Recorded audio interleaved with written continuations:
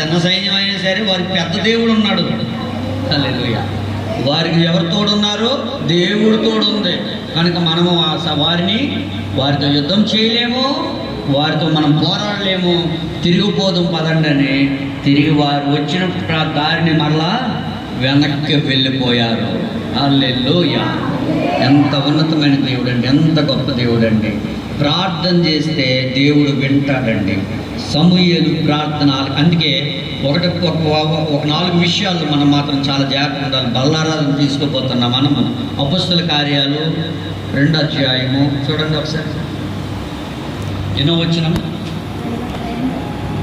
అపొస్తలుల కార్యములో 42వ వచనం. 2వ అధ్యాయం 42వ వచనం. వీరు అపొస్తలుల బోధ యందును సహవాసమందును రొట్టె వేసేటి యందును ప్రార్థన చేయటి యందును ఎడతెగక ఉండిరి. వీరంటే ఎవరు? సంఘము. ఆది సంఘం, ఆనాడు సంఘం. మొట్టమొదటి ఎంతమంది అమ్మ సంఘము? స్టార్టింగ్లో ఒక 15 మంది ఉండేవారు. 15 మంది అంతా పోయి మేడగదిలోకి ఎక్కేసరికి 120 మంది అయిపోయారు. 120 మంది అంతా పోయి 36 గంటల్లో 3000 మంది అయ్యారు. 3000 మంది అంతా పోయి 8000 మంది అయిపోయారు. ఎంతమంది అమ్మా? 8000 మంది అయిపోయారు. ఈ 8000 మంది కలిసి ఏం చేస్తారంటే ఎక్కువ మంది అయిపోవడం వల్ల ఒక చోట చేరడానికి పెద్ద ఏమైనా ఫంక్షన్ హాల్ కానీ స్టేడియంలు కానీ ఉండేవండి లేవి లేవు. అందుకోసమని ఏం చేశారంటే వారందరూ మరలా విడిపోయి ఇంటింట కొంతమంది ఇంటింట ప్రతి ఇంట కూడా కొద్దిమందిగా కూడుకొని ప్రతి ఆదివారము వారు బల్లారాధన తీసుకునేవారు. హల్లెలూయా అని ఇక్కడ రాయబడుతుంది 42వ వచనంలో. వీరు అపొస్తలుల బోధ యందును దేవుని సేవకులు చెప్పే వాక్యము యందును. దేని యందమ్మా? వాక్యమందు. దేని యందమ్మా?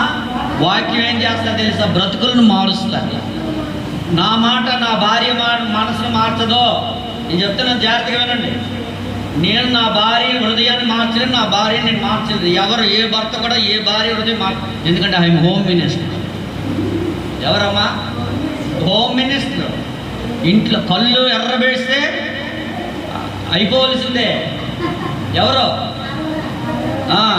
కళ్ళు కానీ ఇలా ఎర్రగా చేసింది అనుకో హోమ్ మినిస్టర్ గారు, ఇంక అయిపోయిందే. అందుకోసమనే భార్య హృదయం మార్చాలన్నా భర్త హృదయం మార్చాలన్నా దేవుని మాట మారుస్తుంది. పిల్లల హృదయాలు మార్చాలన్నా దేవుని మాటే మారుస్తుంది. ఒక త్రాగుబోతుని మంచివాడుగా దేవుని మాట మారుస్తుంది. ఒక లంచగొండ మంచిగా దేవుని మాట మారుస్తుంది. ఒక తిరుగుబోతుని మంచి వ్యక్తిగా చేయగలిగింది దేవుని మాట. ఒక రౌడీని ఒక గోండాన్ని మంచివాడుగా చేయగలిగింది దేవుని మాట. ఈ భూమి మీద ఏ వ్యక్తి కూడా ఏ వ్యక్తిని మార్చలేడు. దేవుని మాటకు మాత్రమే గొప్ప శక్తి ఉంది. హల్లెలూయా. ఈరోజు గొప్ప సేవకులు ఎలాగయ్యారనుకుంటున్నారు? ఆ దేవుని మాటే వారి జీవితాలను మార్చింది, దేవుని సేవకులుగా తీర్చిదిద్దింది. హల్లెలూయా.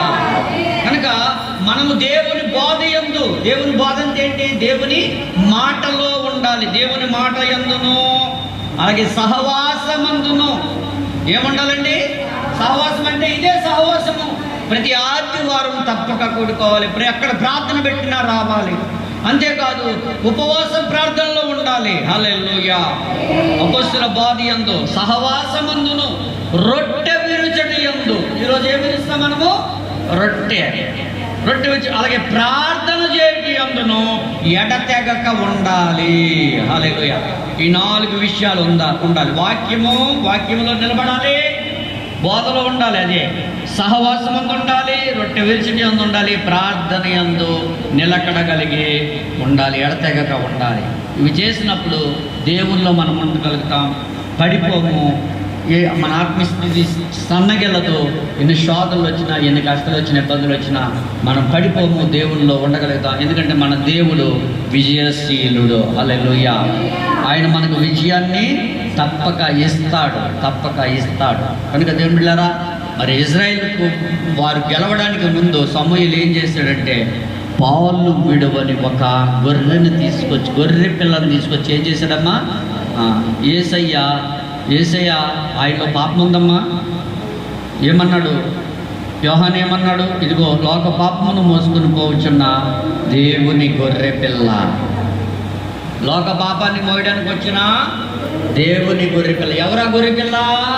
యేసుక్రీస్తు ప్రభువారు. మనం అందరం ఎవరిమి? పాపులము, అపవిత్రులము. అయితే మనందరినీ ఆయన సిలువలో కార్చిన రక్తం ద్వారా మన పాప క్షమాపణ, అంతేకాదు ఆరోగ్యము, అంతేకాదు సాతాను మీద, పాపం మీద, ఈ లోకమాలిన్యం అంతటి మీద విజయము దేవుడు మనకి ఇచ్చాడు. హల్లెలూయా.